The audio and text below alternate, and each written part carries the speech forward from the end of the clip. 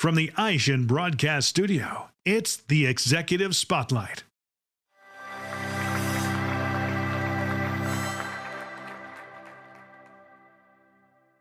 Welcome to the AutoSuccess Executive Spotlight. I'm your host, Brian Ankney.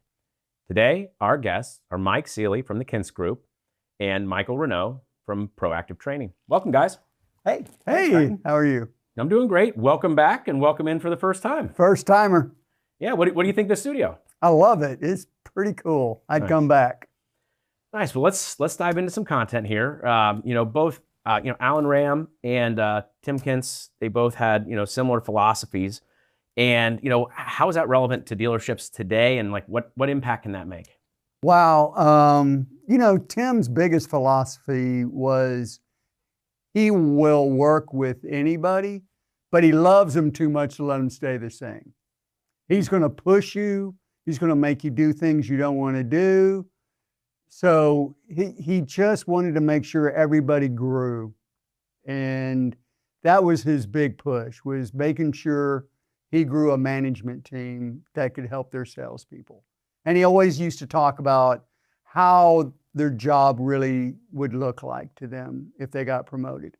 And he broke it down into 4 different areas. Mm-hmm. It would be, what's your vision for the dealership? What kind of vision do you have? How do you manage the dealership, meaning activities, techniques, even like charting. Then he would go into talking about training. How are you going to train your people? And then how to coach, how to roll up your sleeves and actually do the work. Mm-hmm. So I think that his biggest philosophy was just helping dealers grow their management team. And I think with Alan focused on all the activity happening outside of the showroom and bringing it into the showroom, right? That was our focus. It's still our focus today, and it was Alan's focus. And the belief, and Alan always had this great line, I loved it. It was, if they knew how to do it, they'd be doing it. And there's not a video I can watch, not an article or on LinkedIn or anywhere that I can look right now where people are talking about lead traffic, lead conversion, how are we handling the phones, how are we doing all of that? And all of it is relevant today. And that line of, if they knew how to do it, they'd be doing it, hangs out there more than ever. Because if we look at our staffs, I walk into stores, Mike walks into stores today, there's my veteran over there. He's been here for 3 years. 3 years, that's your veteran. That's what we're hanging our hats on, right? The problem is COVID cleared out a lot. We saw a generation sort of leave the car business during COVID.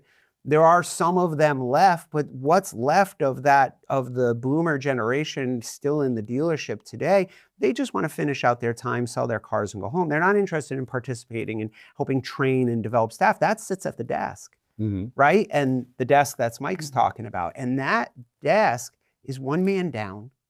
They're fighting harder. They're dealing with more work. We were talking about earlier with the FTC and all the rules and regulations around what's on your website, what's not on your website. These are all things that are falling on the desk. And Alan's core philosophy, bringing us back to educate your team, simulate your team, and hold them accountable. But as managers, we need to remember every single day, if they knew how to do it, they'd be doing it. If they don't know how to do it, it's up to us to teach them how to do it. That's a great point, because especially in the dealership world, all those people you're talking about, their incomes are tied to the outcomes. And so if there's a better way to make more money, nobody goes to work and says, boy, I'm going to do it the wrong way so I can make less money. Yeah, and that the challenge though is that people get comfortable with the money they make. Okay, and the reality is the car business is a place, the greatest thing about this business, the thing I love about this business is you can make as much money as you want in this business. There's no cap on your salary. There's no cap on your pay. Corporate America, my wife's in corporate America, she makes what she makes, her bonus and her salary. You work an hourly job, maybe I can make some extra money on a gig job. Maybe I can make some extra money with overtime. But the reality is, in this business, if I put my skills to work and someone helps develop those skills, I will make more money over time, right? That push has always driven the salesperson. The challenge is today is we have salespeople that are coming up into the business and they're comfortable with what they're making and no one's pushing them because the desk is comfortable with what they're making too. There needs to be that hunger again that we can make as much as we want in this business. We can have all of those things, but if we don't develop our team, then we don't get the raise that we have to earn in this business. Yeah, that's a great point. I think if you want to be the biggest and baddest in your dealership right now and king ding dong of closing and doing everything right, it comes down to two things. It's repetition and practice. And, you know, Joe Frazier, obviously a great boxer. I think back in 1971, obviously beat Muhammad Ali, knocked him out. But Joe had a great quote, and he always used to say, you can prepare for a life plan or a fight plan. But when you come down to your actions, you can either cheat on your practice during the darkness of the night and or be found out during the bright lights of the competition. Where was his bright lights? It was in the ring, and if he got found out, he'd be knocked out. Yeah. You know, and for us as salespeople and managers, where we get found out, it's in front of a customer. So it's just making sure that every day we're spending time with our people, and that's the most important thing. We can't grow our dealership without growing our salespeople first. In fact, Marvin Harrison, I'll do another, he talked about, he was a great wide receiver, I think for Philadelphia. But he used to say they pay us for practice and games are for fun. That is a great one. But as salespeople and managers, we think they pay us for customers. But they actually pay us to work in between the customers on skills and development and making ourselves better. And that's what's missing is we don't do that in between practicing. Well, because we grew up in a place of Alec Baldwin's ABCs, right? Yeah. We grew up in a always be closing, coffee is for closers, like that's the world. But Alan taught in ABCs of, you know, it's your activities between customers, right? It's a focus on what are you doing when you have no one in the showroom to help fill the showroom up, right? The difference between a good manager and a great manager by Alan's definition is a good manager knows exactly what to do with a showroom on a Saturday afternoon. A great one knows how to fill that showroom up on Tuesday, Wednesday, and Thursday.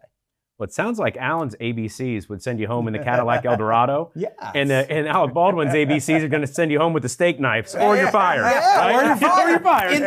In these Exactly. days, that's what's changed, right? That's what's changed so much is the customer doesn't need a closer. Right. They're closed. They're buying the Toyota. They're buying the Honda. They're buying the Kia, whatever it is. That's a done deal. The issue is where are they going to buy it? Well, I want to talk. Let's stick with the fundamentals because I know Alan and Tim both were big on the fundamentals, and through teaching the fundamentals, they've impacted probably thousands and thousands of salespeople and managers around the country. How relevant are fundamentals today, and how does that impact dealerships today? I don't think fundamentals have changed, except we talk about on fundamentals. The thing that has changed is the experience the customer gets and the time they want to be at the dealership. So we talk about speeding the velocity of the deal up, but keeping the integrity of the deal together. So we want to make sure we're trying to layer some of the steps a little bit closer to the front so we could get through that deal in an hour and a half, hour and 45 minutes, where most of the time we're waiting 6 hours to get a car delivered. So I think the fundamentals are changing in a little bit, that we're trying to help the customer get solutions. And I think Michael talked about this earlier, and not come into a dealership and we have all these handoffs. I talked to a BDC person on the phone. They said, come in. BDC person met them. Then it went from BDC person to salesperson. And then the salesperson said, let me grab my manager. The manager came out 15 minutes later because he was working a deal. The manager said, okay, let me get your salesperson back. And then it was salesperson to customer. The customer's so fed up at this point right now that they're like not even interested in buying the car anymore. So we have to take what we've learned that customers really want nowadays and put that into effect. We're still working off the old school techniques from 20, 30 years ago. Yeah, I think when we're talking about how are we moving traffic from outside in and focused on those fundamentals got broken, right? If we look at that fundamentals as like the foundation of a building, it has cracks throughout it during COVID because it was just, hey, the car's $5,000 over sticker. If you don't want to kick rocks, see you later, I got 4 other people who are going to buy the car. That was the attitude. That's what a whole generation of salespeople entered, and BDC reps entered this world of that's how you sell a car. And now they're in a place of, yep, answer your question. Yep, okay, yeah, we have it in green. Yep, you can get it with the supercharged engine. Yeah, whatever you like. Yep, when do you want to come in? When do you want to come in? When do you come in? And the customer's going, if I wanted to come in, I would just get in my car and show up at your store. I don't need your permission to just show up. What I'm looking for is, can I trust your store, right? Yeah. And that's what we're missing. We're acting like an information kiosk instead of the fundamental of control and sell the sizzle on you and your dealership. Because I can buy that Toyota anywhere. I can buy that Kia anywhere. The question is, the last time I bought a car was during COVID, and I feel like I got taken advantage of, or whatever emotions that a customer feels that happened during COVID, they're trying to make sure that doesn't happen again. So they've been on all the websites, they've watched all the YouTube videos, they've been on Reddit, they've chatted with ChatGPT, they did all those things. They don't want to talk to a computer anymore. They want to talk to a human being to say, if this is the dealership I can trust. And the only way they're going to do that, of the fundamental of being in control of that conversation, putting your hands on that customer's shoulders and moving them through a process. We've lost those control and process fundamentals need to come back into a dealership on a daily, consistent basis. Salespeople are trying to go straight to a deal instead of building the deal. And really, when you think about it, dealerships now don't have competition from the other dealerships down the street. It's not that their teams any better or their salespeople are any better, but they're comparing it to any great experience they've gotten anywhere in any business. So what kind of an experience is this going to compare to? Right. And on the flip side, they're bringing all the demons of their past car sales to this sale. Right? Not unlike when you were the rebound, and dated some girl who, got cheated on really bad right before you got stuck with all those demons of the past relationship. Car salespeople are stuck with those demons, and the customer is listening for something different. They want it. If I hear something that doesn't sound like what I've always sound like, I'm going to come see you. So what is the Legacy Series and Management by Fire? Yeah, so Mike and I got together at NADA this year and started talking about different ways that we can be doing things together because, like you've all been listening to, if we take Alan's philosophies and ideas and we take Tim's philosophies and ideas, we realize that we have the same philosophy and ideas, but both focused on 2 very different areas of the dealership. On Alan and the proactive side, we're working to drive the customer to the dealership touching tile. We teach. No one gets paid unless that customer shows up. The goal of every customer communication is to get to show. What the Kintz group does and what Tim taught was, how do we show fearless leadership inside the showroom? How do we bring the art of negotiation back to the dealership, right? So they're focusing on how do we close this customer and give them the experience they're looking for inside the showroom. So the legacy is what I like to call the smoothest handoff in the history of auto. Proactive training, fearless leadership, coming together at one event to teach dealers, managers, next generation of leaders, how not just to control that customer and give them what they're looking for to bring them into your showroom, that trust and that, that fully transparent dealership that will give you that out the door price, but also a dealership that has a professional appraiser who's going to be there to look and appraise your vehicle because we're paying more for vehicles like yours because we have demand for vehicles like yours. And then when they get into the showroom, they're going to find an experience that matches what happened. It doesn't break apart where someone starts all over fresh. No, the smoothest handoff in auto. We're going to teach them how to have that proper smooth handoff from what happened before they arrive to what happens once they experience the showroom. So we've done 2 webinars now, one where we focused on Alan's history, another where we focused on Tim's history. Now we come together here with you to help educate dealers more on how this all comes together. And then this summer in July in Dallas, we come together at a really cool 2.5-day event. Mike, myself, Susan Gaitan will be training the next generation of leaders in our dealerships, current managers. How do we bring proactive training, fearless leadership together in a perfect handoff. You brought it up earlier. The veteran was a three years at the dealership. So if that's kind of the talent pool that dealers are being forced to promote from, what are the dangers of promoting a manager, from sales into management or into deeper management without giving them any proper training? Yeah, I think you just said it. Right now, it's like Survivor in a dealership. If you can outwit, outplay, outlast the other guy, you're promoted. And It's true. it's true. So true. But what we haven't done is taught these guys how to manage people. Mm-hmm. No one knows how to manage their people. We don't manage our departments. You got to manage the people within your department. Mm-hmm. And these guys are coming in, and all they're told is there's new cars, there's used cars, make me proud, and here's how you desk a deal. But we forgot about what are we doing to build our people's growth? What are we going to do today to make our guys better than they were yesterday? Mm-hmm. I was never taught how to manage people. I was never taught how to do a one-on-one, a correct one-on-one. It's not what you just got working. I never was taught how to train. I was just, we walk up the stairs and go, what do you want to talk about? I don't know. What do you want to talk about? Guess how good that turned out? It was no good at all because we weren't prepared. So we have to make sure we're training our managers to be better than they were than 20 years ago and make our people better. It's all about not having chair ass and sitting in your chair for 2 hours and 8 hours all day long and looking up at 4 o'clock and going, guys, what the hell's going on? We haven't sold any cars today because we haven't done our job. We haven't been out on the floor working with our salespeople. We haven't sat down with them and asked them, where are you in relation to your goal? What do we need to do to get you back on track? Mm-hmm. Here, let me make a phone call with you and let me show you how to do it, then you do it after me. So it's rolling up our sleeves, I think managers get scared they're going to look bad in front of their salespeople, but it just needs to be one of those, hey guys, we're going to do this together. I may mess up, you may mess up, but we're all going to learn it together. And to really be productive, they got to have that morning setup, the first hour and a half of a day.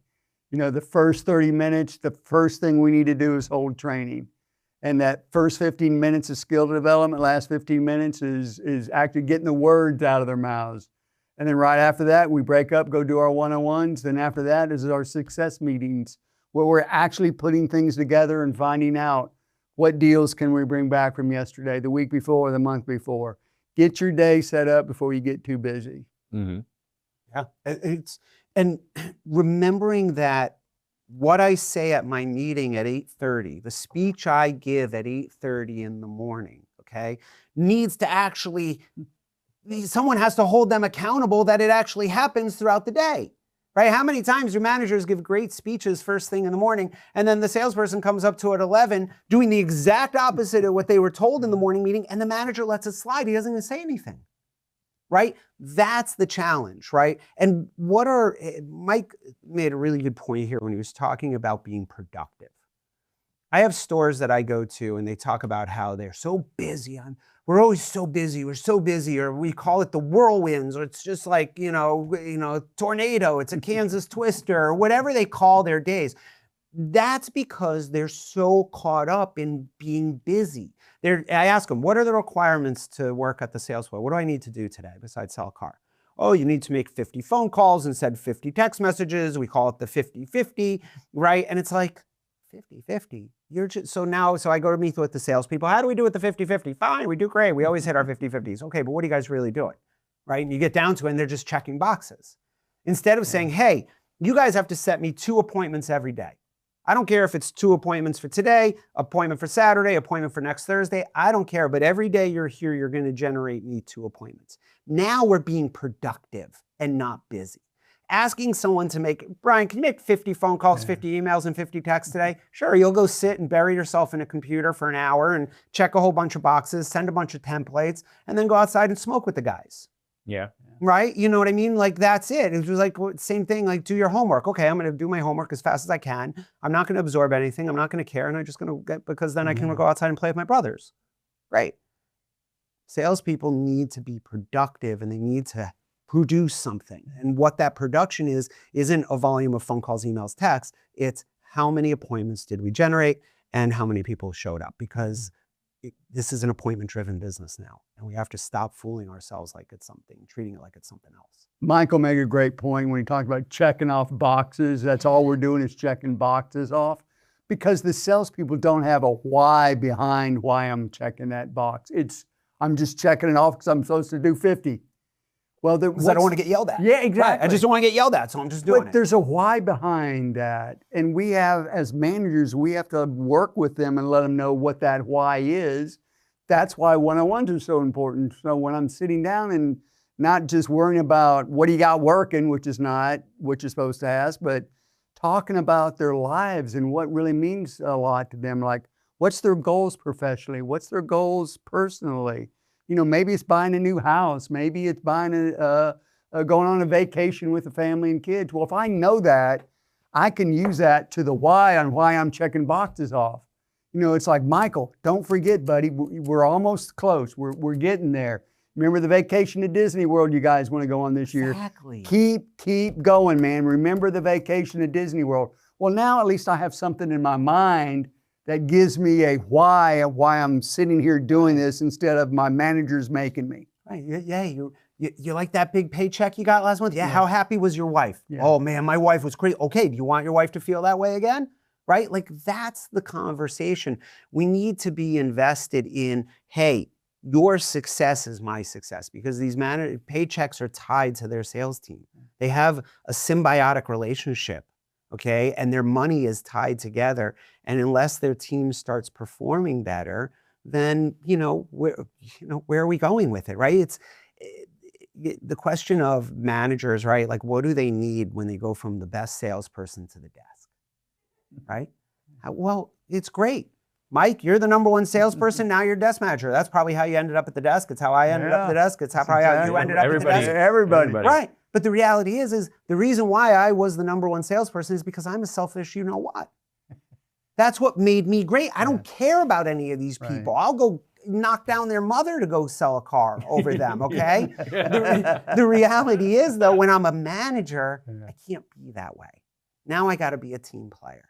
Yeah. Now I got to motivate people. Now I got to lift them up. Now I got to find I can't just be high-fiving the best salespeople all the time. I got to find the people who are the weakest and lift them up.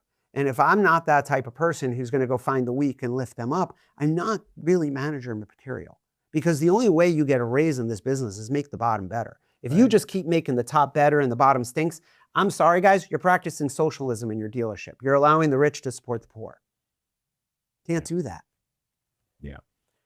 You know, I mean, that was the first time I ever managed people. That was like the hardest thing, because when you're a good salesperson, you're like, okay, well, you're not doing what I said. I'm just going to go close that deal. Right. And then there's another deal that needs closed, and there's another deal that needs closed, and you never actually circle back.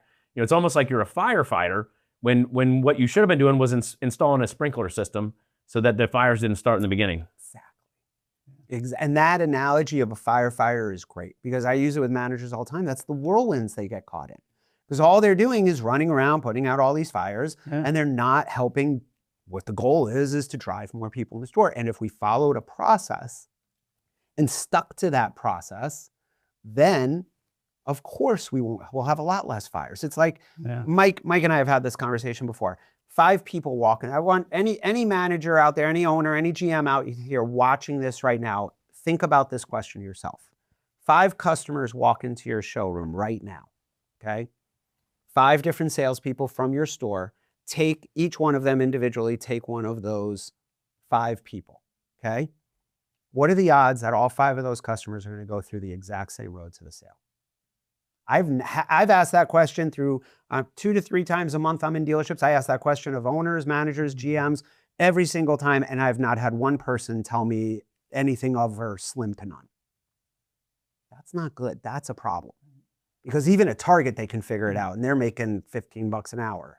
You know, I was kind of lucky when I first started selling cars. Like, we had a strict process. Jerry Perrin was the general manager, and Jerry, if you didn't do a service walk, you didn't get numbers. If you didn't do, and like he would watch, and like but it forced you, even before you knew why you were doing what you were doing, it forced you to do the right thing every time, and it worked. Like it'd ask you, Did you introduce them to somebody in service? No? We'll go do that. And then we can work this deal. Right. You know, and you just realize Yeah. I have to do it the right way every time. And then, you know, over time you kind of learn. You start to realize, wow, that's why that works. Wow, that's why that works.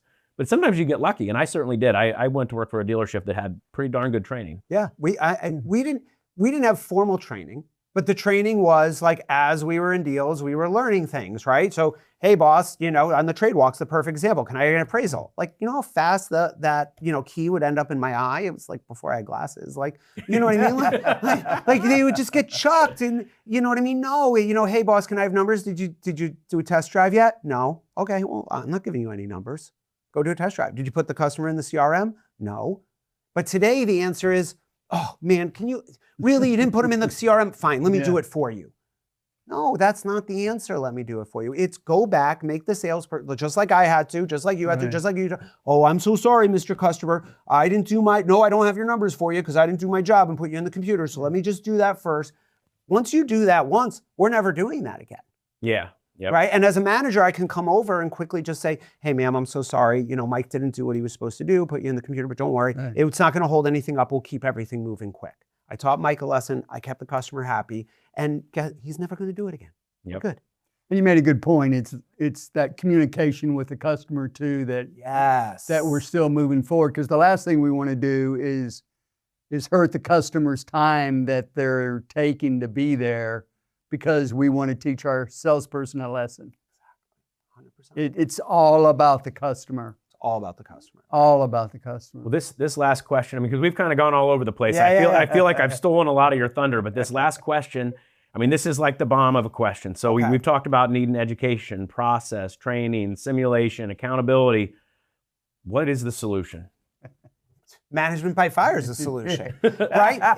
It's getting your managers to listen, here's the thing. Why do I want to be traveling and spending time in dealerships? No, I'd like to be at my desk running the company and doing those things. But the reality is, I do love being in the dealerships, but the dealerships need people like Mike and I in their stores, right? Why do we need you in your store? Well, you know, there are some stores you don't need to be in, but a lot of stores you have to be in just to lay the foundation, right? Just to get all the staff to one single place, and then the managers can launch from there.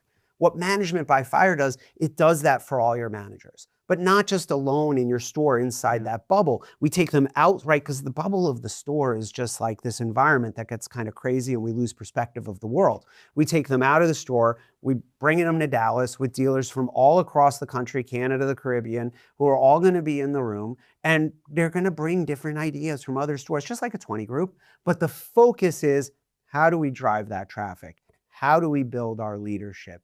And how do we close in the showroom and build processes that grow and drive success? Absolutely. In a consistent way.